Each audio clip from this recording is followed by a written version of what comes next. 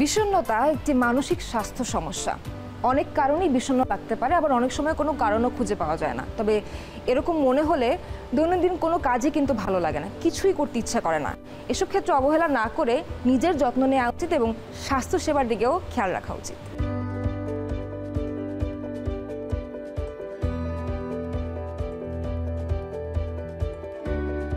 বাংলাদেশে বিষণ্ণতার আক্রান্ত শিশু কিশোর এবং তরুণদের সংখ্যা প্রায় 18%-এর মতো।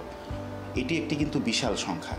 এই সংখ্যাটি প্রমাণ করে যে বিষণ্ণতা ভবিষ্যতে একটি বড় ধরনের মানসিক রোগের আকার ধারণ করতে যাচ্ছে আমাদের সমাজে। এবং আমাদের সমাজে তরুণরা এই বিষণ্ণতায় কিন্তু অতিরিক্তভাবে আক্রান্ত, এবং এই বিষণ্ণতায় আক্রান্ত হওয়ার কিছু লক্ষণ আমরা তরুণদের মাঝে দেখতে পাই। এই লক্ষণগুলোর মধ্যে আছে বেশিরভাগ সময় মন খারাপ করে থাকা, অর্থাৎ কোনো কিছু ভালো লাগবে না। যখন তরুণরা কোনো কাজ করবে বা কোনো কিছু করবে, দেখবে যে তাদের ভালো লাগছে না, তারা খুবই হতাশাগ্রস্ত অবস্থায় আছে। এবং একই সাথে তাদের কিন্তু ঘুমের সমস্যা দেখা যাবে। ঘুম ঠিক হলেও সকালবেলা উঠে তারা কিন্তু ক্লান্ত অনুভব করবে, অর্থাৎ তাদের ঘুমের কারণে যে শরীরে যে শক্তিটা ফিরে আসা ঘুমের পরে, সেই শক্তিটা ঠিকমতো ফিরে আসবে না। এটা কিন্তু আরেকটা লক্ষণ।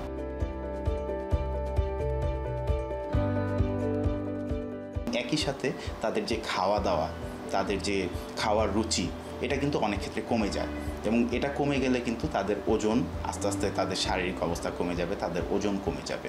বিষণ্ণতার কারণেই হতে পারে যে তারা তাদের খাওয়া দাওয়ার পরিমাণটা এটা কিন্তু তারা অনেক সময় বাড়িয়ে দেয়। এবং একই সাথে আমরা আরও দেখি যে তারা যে কাজকর্মগুলো করে, অর্থাৎ যারা স্কুল কলেজে পড়াশোনা করে, যারা ছাত্রছাত্রী কিংবা যারা কোনো অফিসে আদালতে কাজ করে কিংবা ব্যবসা বাণিজ্য করে, তাদের ক্ষেত্রে দেখা যায় যে তারা সেখানে কর্মস্পৃহা একেবারেই হারিয়ে ফেলেন। এবং একই সাথে তাদের মনোযোগের প্রচণ্ড অভাব দেখা যায়, এবং এই মনোযোগের অভাবের কারণে কিন্তু তাদের কাজকর্মগুলো সঠিকভাবে হয় না।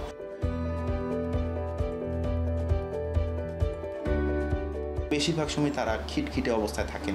তাদের পরিবারের যে লোকজন আছে, আত্মীয় স্বজন কিংবা অফিসে বন্ধুবান্ধব, অফিস কলিগ, তাদের সঙ্গে কিন্তু তারা ঠিকমতো ইন্টারাকশন করতে পারেন না। তাদের আচার আচরণে কিন্তু সেটা প্রকাশ পায়। প্রচণ্ড বিরক্তি থাকে, তারা বিরক্তি ভাব অনুভব করে, এবং যেহেতু কাজে কর্মে উৎসাহ পায় না, তারা সবসময় কিন্তু খুবই মনমরা অবস্থায় থাকে।